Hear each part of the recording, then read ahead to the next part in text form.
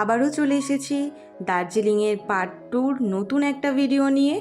তো নমস্কার, আমি মৌ, বংকন্যা মৌ চ্যানেলে আপনাদের সবাইকে স্বাগতম। চলুন আজকে আপনাদের আমরা দার্জিলিংয়ের কেমন রিসর্টে ছিলাম, রিসর্টের রুম ট্যুরটা আপনাদের সাথে শেয়ার করে নেব। তো চেক ইন করে নেওয়ার পর আমরা এবার আমাদের রুমে যাব। আর আমাদের যে হোটেলটা ছিল সেটা ছিল central heritage resort and spa. তো এইটা একদম ম্যাল রোডের খুব কাছেই, এবং এই রিসর্টটা প্রায় 100 বছরেরও বেশি পুরাতন। তো আমরা নিয়েছিলাম ডিলাক্স রুম, আর এই রুমের ট্যারিফ ছিল 3999।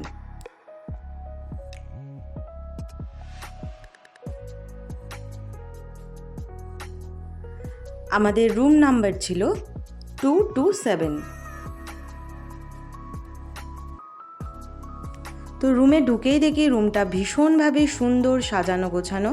এখানে একটা ডবল বেডের বিছানা আছে, সাথে 3টে বালিশ ছিল আর একটা মোটা ব্ল্যাঙ্কেট দিয়েছিল। বেডের ঠিক উপরেই ছিল একটা ফটো ফ্রেম আর ছিল বেড ল্যাম্প। এখানে সুইচ আছে, চার্জার পয়েন্ট, একটা টেবিল, এখানে একটা আছে গদি চেয়ার উইথ টেবিল, একটা বড় এলসিডি টিভি, এখানে আছে ইলেকট্রিক কেটেল, 2টো কাপ আর চা বানানোর জন্য বিভিন্ন কিট আছে, 2টো কাঁচের গ্লাস, ছোট লাগেজ রাখার জন্য একটা ওয়ার্ড্রপ টাইপের আছে।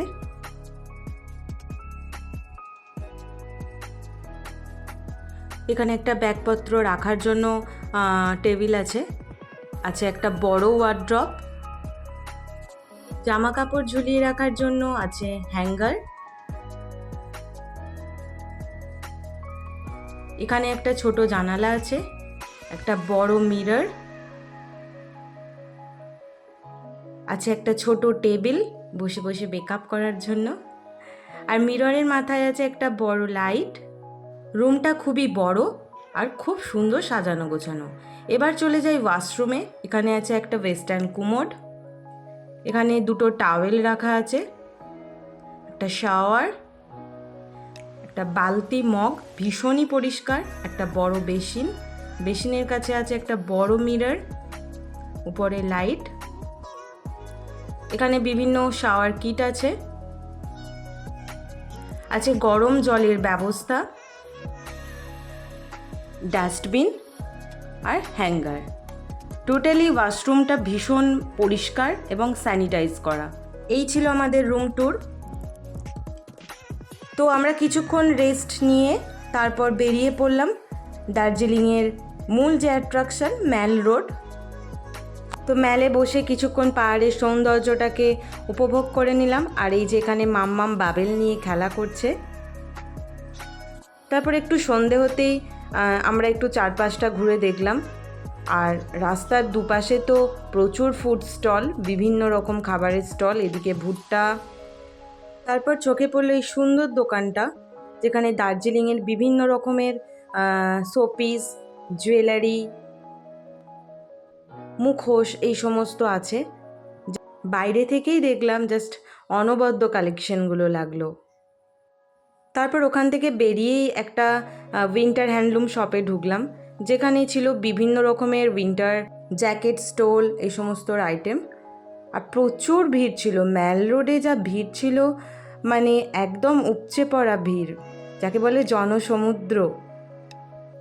লোকে পুরো থই থই করছে। আসলে এই সময়টা সামার ভ্যাকেশনও থাকে, আর ওয়েস্ট বেঙ্গল বা আশেপাশে এতই গরম থাকে, মানুষ চায় একটু শীতের দেশে নিজেকে কয়েকদিন গা ভাসাতে। তো প্রচণ্ডই ভিড় ছিল।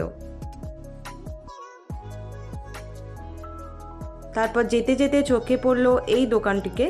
এখানে ঘর সাজানোর জন্য বিভিন্ন আইটেম ছিল। আইটেমগুলো যেমন দেখতে সুন্দর ছিল আর তেমনই কিন্তু কস্টলি ছিল। তারপর এই যে বাঙালির দার্জিলিং মানে একটা ইমোশন, গ্ল্যানারিস। এই যে গ্ল্যানারিসের সামনে দিয়ে যাচ্ছি। আর রাস্তার ধারে ধারে আছে বিভিন্ন রকমের ছোট্ট ছোট্ট স্টল, যেখানে সোয়েটার, জ্যাকেট, স্টোল, পঞ্চু, শীতের বিভিন্ন রকম আইটেম এরা সেল করছে।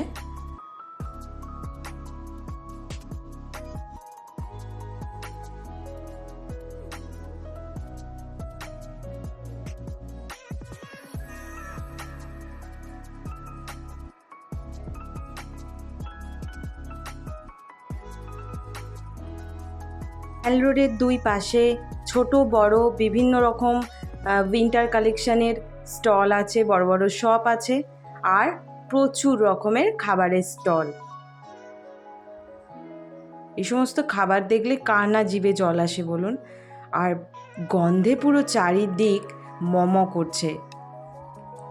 তো আমরা সেরকমই একটা স্টল দেখে দাঁড়িয়ে পড়লাম, কারণ ঘুরলে কি হবে, খেতেও হবে। তো আমরা 1 প্লেট চাউমিন অর্ডার করে নিলাম গরম গরম।